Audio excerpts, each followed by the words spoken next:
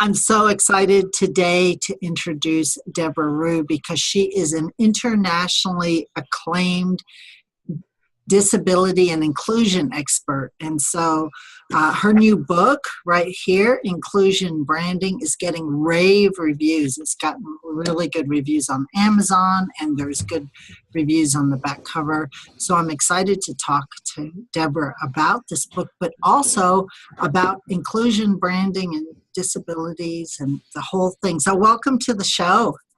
Thank you, Michelle. Thanks for having me again on your show. I really appreciate it. Yeah, it's so much fun always to talk to you because we have so much in common personally, and it's just really fun to connect and see you again. So thanks, Debra.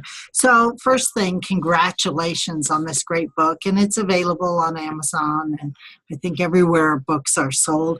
But the first thing I want to ask you is inclusion makes me think about like gay rights. Right. It's just how I'm programmed. And it's so much more than, I mean, I presume that's part of it, but tell me what inclusion is. Tell me what that is. Yeah, and that's a really good point. I think the LGBT plus community, they've done a really good job at advocating for themselves and really bringing in the different groups, coming together with one strong voice. And, and they've accomplished so much. And of course, they have so much more to do. But it's sort of similar to really any disenfranchised community that's not being included. It is the way I'm looking at inclusion. So the disability community is really using that word as well because we want to be included. And the thing that surprises a lot of people about this community, Michelle, is just how huge this community is. So according to the World Health Organization, 1 in 7 people in the world have a disability. Now, if you look at the United States, according to the Americans with Disabilities Act and according to the census bureaus that we do, 1 in 5 Americans identify as having a disability.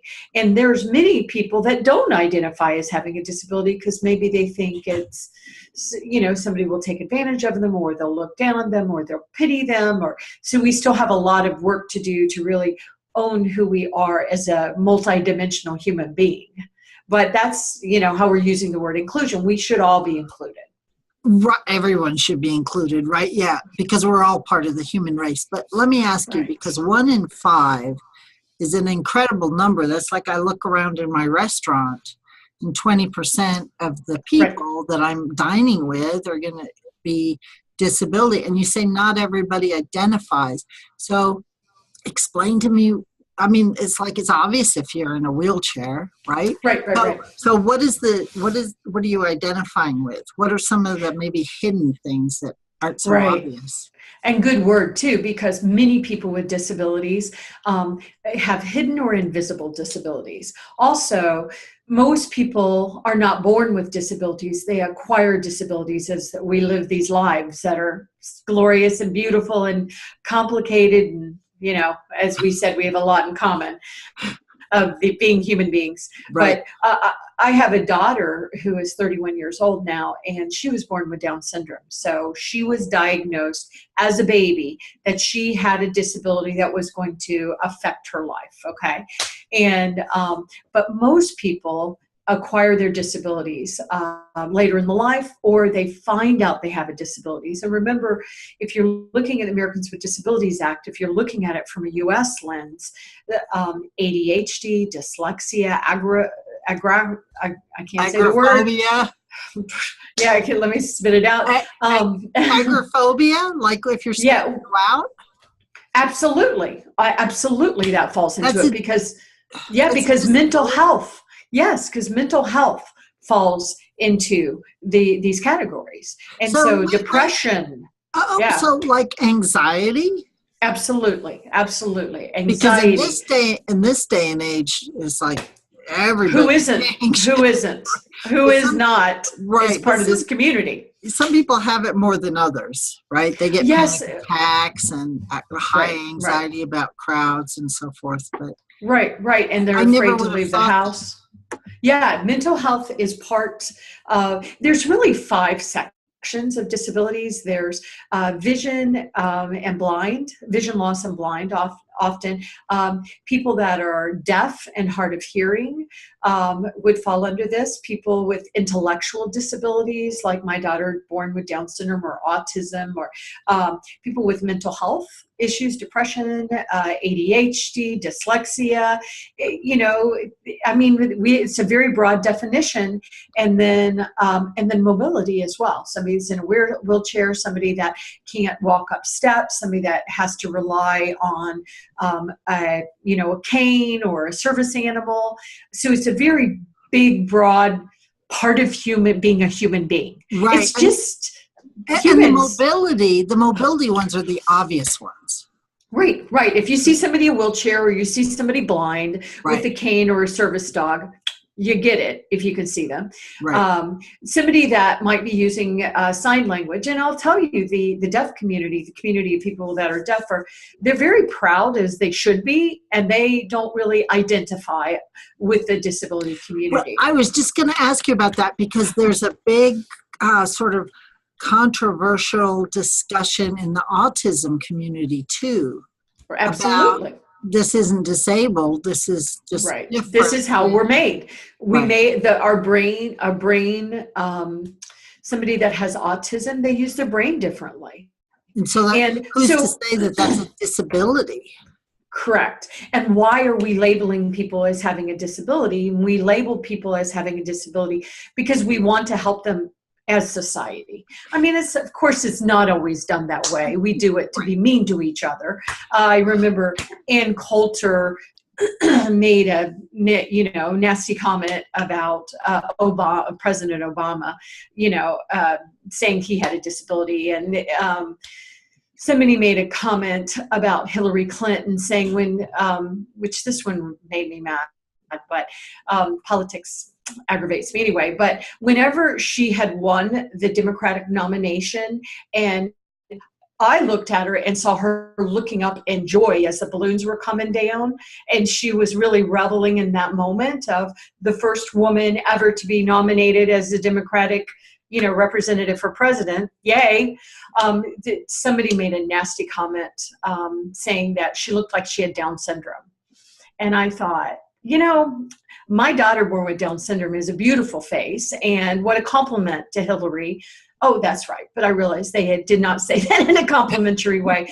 Or, she was having a brain embolism.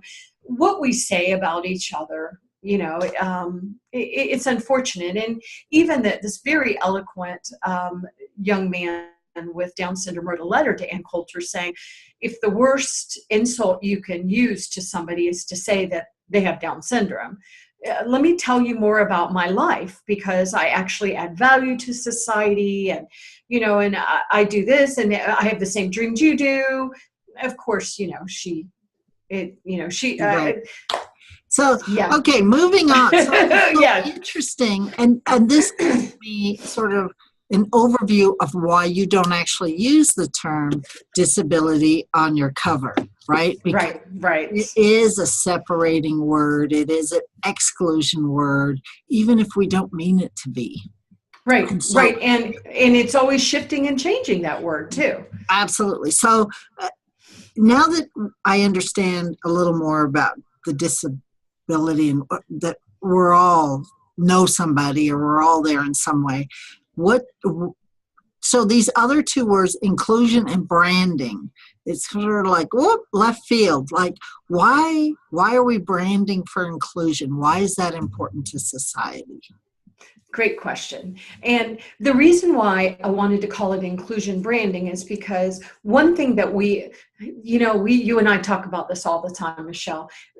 Our world is shifting and changing so fast that, like you said, if you don't have anxiety, I'm very impressed. I mean, I meditate, I do yoga, I'm doing everything I can to keep stable during these really rough times. I quote you sometimes, Michelle, on my show, Human Potential at Work. You said to me one time, in the past, I could get a little lazy and feel a little, maybe I'm a little under the weather, and I'm going to sit on the couch and eat chocolate all day. you can't really get away with some of that anymore, because it's like everything seems to have speeded up and gotten, more intense for all of us. Right. And there are very few people that are not experiencing that.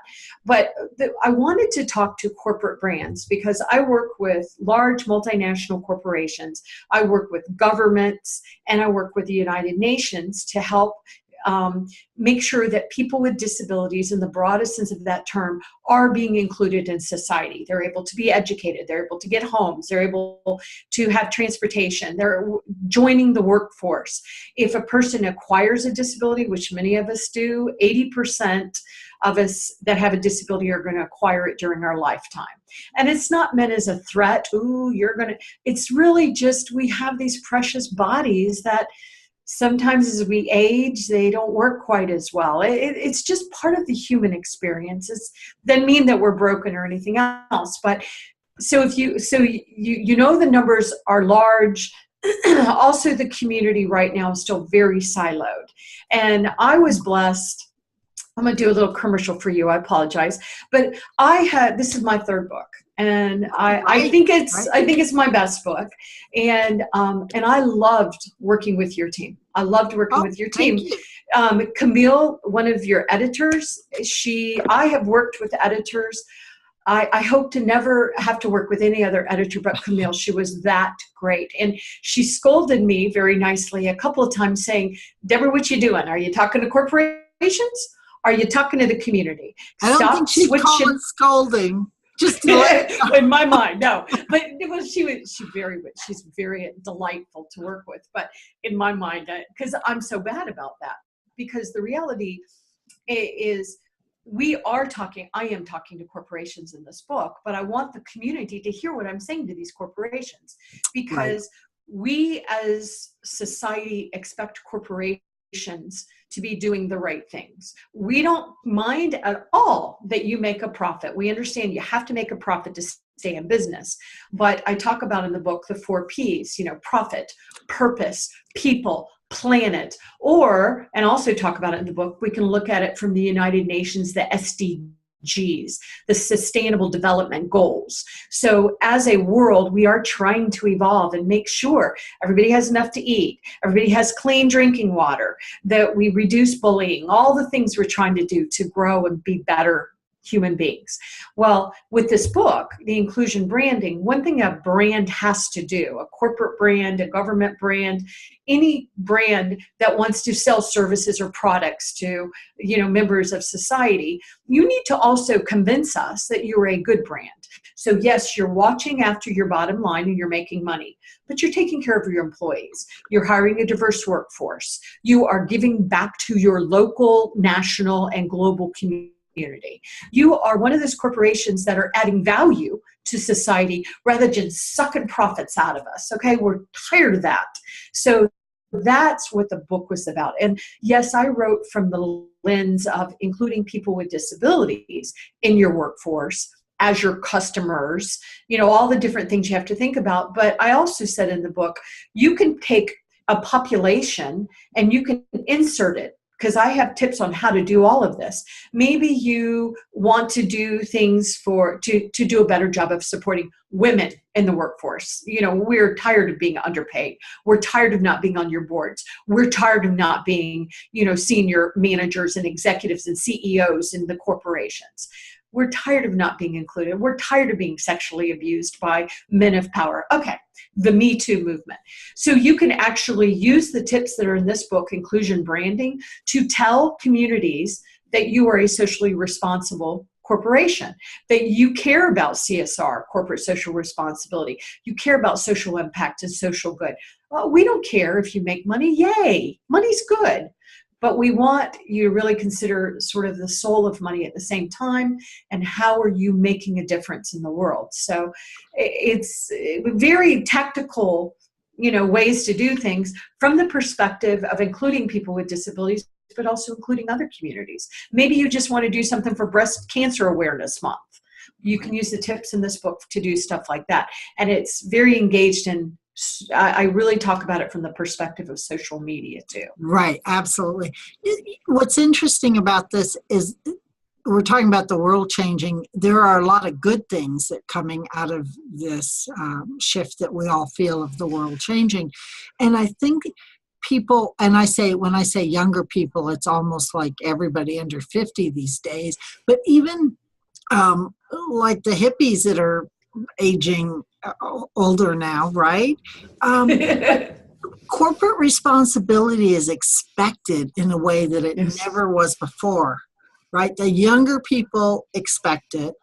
Yes. The older people expect it. There's a generation in the middle that kind of grew up with corporate greed, but they're even changing, going, okay, we tried that as Right. a society, Doesn't work. and it's Right. not really working because there's the haves, and then everybody else is kind of the have-nots. So the place in between is getting bigger and bigger. Yeah. That It's scary. It's scary. You've got 85 individuals globally that own more wealth than the entire rest of the world, the entire 7+ billion rest of the world. Something feels, have we always been doing this? Something's going on with that. But the millennials, God bless the millennials, they are saying, we don't want to work for you. If you're not doing the right thing for us, you want to be employer of choice, you better be including us in your workforce and your client base. Yeah, doing good, saving the planet. Yes, yes. Yeah, and why would you create technology? So let's say you're a financial institution and you want me to bank online, which everybody does that, or you want me to apply for a job online. Okay, we get it. But if it's not accessible to people with disabilities, it's not accessible to somebody that's using a screen reader and they're blind, or you have videos that aren't captioned. Well, in the first place, you're like, oh, it's so expensive to caption a video. Okay, well, let me tell you something, corporate brand. Do you know 85% of videos that are watched on YouTube and Facebook are watched with the sound turned off? That's me. So I hope you're telling your message in a visual way that I can see, because I can't hear what you're saying. I'm not even listening to it. And so you have to tell your story in a way so that we all can hear it. And by the way, people that are deaf can't hear it either. So it benefits the community of people that maybe are deaf or hard of hearing, like my husband, who has severe hearing loss. Speaking of a hippie, he's 66 now and he has severe hearing loss. And unfortunately, I'm one of those families that dementia has joined our family. So my husband's been diagnosed with early onset dementia, which is scary too. Yeah, life is so interesting. But right now, I was reading a statistic this morning, it's very troubling. 1 in 3 people over the age of 65 that die today are dying from dementia or Alzheimer's. 1 in 3. And every 66 seconds, somebody's being diagnosed with Alzheimer's as opposed to dementia. And there's some differences between the two, and some similarities. So let me ask you a question though, because this is going to sound really harsh, right? But do we even need to worry about including them in our branding? Yes, we do. Yes, we do. Because the reality is people are living with dementia. Some people are living with dementia and Alzheimer's for, 20 years. And we're seeing this. I have a friend. Long time. Yeah. Her mother had Alzheimer's for 26 years. And so the reality was she still consumed. She still was a consumer. She still bought things. She still got on the internet. Of course, her skills reduced as time went on, but you still should be considering how are your websites or your applications or your services or your communications, are they accessible to all of us? Right. And we have 341 million Americans right now, and 45 million Americans are predicted over the next few years, over the next 5 to 10 years, to be diagnosed with Alzheimer's and dementia. 45 million of 340 million, Michelle. What you want to make sure is you want them to know that if you do inclusion branding, you follow our laws, just a thought, you make sure your websites, your materials are accessible to all of us. You don't decide that a person is not worthy to work for you because they're in the wheelchair or because, they're a little, they have anxiety, or, mental health is a huge problem in our workforce today. So we are really, really talking about inclusion of everyone. And I have some stories in the book that talk about how powerful a diverse organization is for your bottom line. We find that people are much more innovative. I've talked about this before, but I interviewed a woman on my program, Sandy Carter, who is now with Amazon, and she gave an example. We talk about it in the book too. She gave an example about Mattel was going to give Barbie artificial intelligence. I mentioned this to you before. And so what they did was they had a small team of developers, males, teach Barbie how to answer questions from little girls that were asking about employment options. And this was all focused towards little girls. And so you would ask Barbie, what kind of job should I do? I'm thinking about, being a computer scientist. And Barbie would say, well, have you ever thought about going into the fashion business, fashion design? And as you can imagine, when the women heard this, they were furious. Right. Because we can be scientists and doctors and presidents and board chairs and CEOs and fashion designers. Fashion designers, right. all of it. All of it, right. All of it. But when they took a look, it was a small team of males. Really?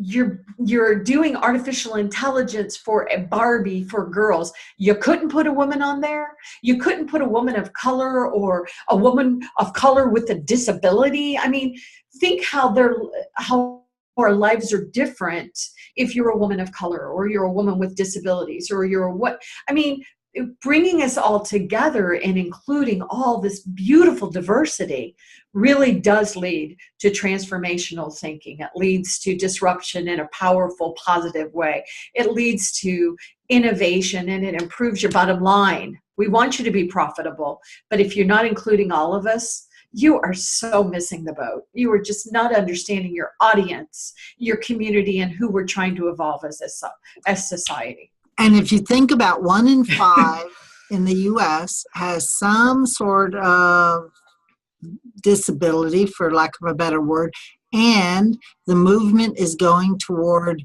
do good, give back, you're going to lose 20% of your audience if you're not being inclusive. And so that's why it's called inclusive branding. How do you do the branding to be inclusive?